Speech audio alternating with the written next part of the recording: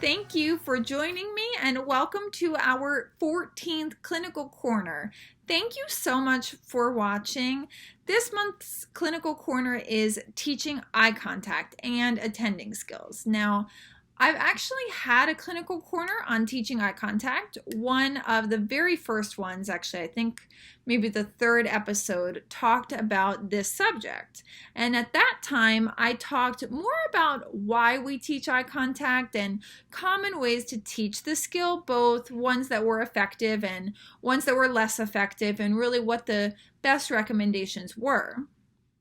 This time, I'm going to go in a little bit of a different direction, talk about an article that is from 1983. I know it seems like an older article, but it's called Gaze Behavior, A New Look at an Old Problem. So they are looking at it in a new way, and still, even though it's an older article, it really is a new take or a take on eye gaze or eye contact that I haven't really read before. It's by Miranda, Donnellan, and Yoder, and like I said, it's from 1983.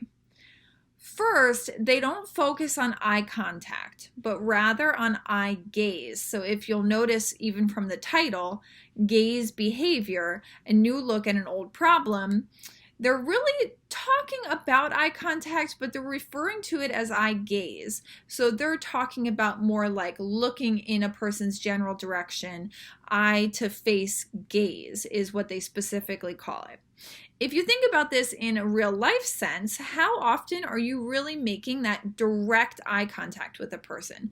Most often, you're likely gazing towards them and acknowledging them by turning in their direction, not necessarily by making sustained eye contact. The eye contact may be brief, and that's actually pretty appropriate.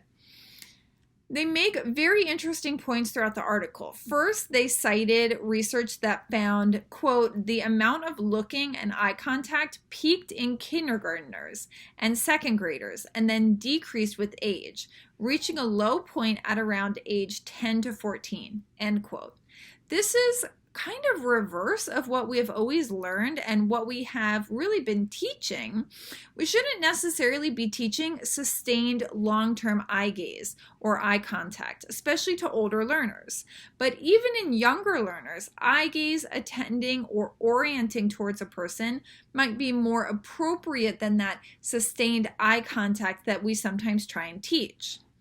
These researchers also looked at a pilot study. They conducted a pilot study which compared the eye gaze behavior of children with autism and of children who were typically developing. They specifically looked at their eye gaze behavior when speaking to an adult and engaging in a monologue versus a dialogue. So a monologue more like them just talking about something versus a dialogue, so that sustained conversation between the adult and the child. When comparing these behaviors, the researchers found that typically developing children engaged in eye-to-face gaze with an adult as much time as children with autism. So this is really big. They found that kids with autism and the typically developing kids actually had the same amount of eye gaze behavior. So they were looking at the adults the same amount of time. They found that kids with autism actually looked at adults for longer periods of time and more frequently during monologues. So when the child with autism was talking, they actually looked at the adult more. But that children of typical development looked longer during dialogue. So the same amount of overall time, both kids or all kids were looking at the adults the same amount of time. But it was sectioned differently. So the kids with autism were looking more when they were the only speaker, whereas the typically developing kids were looking more when they were having a conversation with the other adult. The researchers concluded that, quote, the eye contact abnormality in autistic children may be a qualitative rather than a quantitative difference, end quote. To me, this means that it's not the amount of time that is differing, but rather the times and length of times of each eye gaze occurrence. This is huge. So I feel like it has to be broken down again. It's not the amount of overall time, it's the times that it's occurring and the length of times of each occurrence. I know this research is not the most recent, but think about the implications of this information. Is it possible we're teaching children to make eye contact, but not actually teaching them appropriate times to do so? I'm sure we're trying to teach what's appropriate, but it can be difficult to do this when we don't always have a typically developing reference point. So we're trying to teach our learners and our clients to engage in eye contact and eye gaze at appropriate times, but by focusing on teaching it in isolation, we might not necessarily be teaching the skill in a complete sense.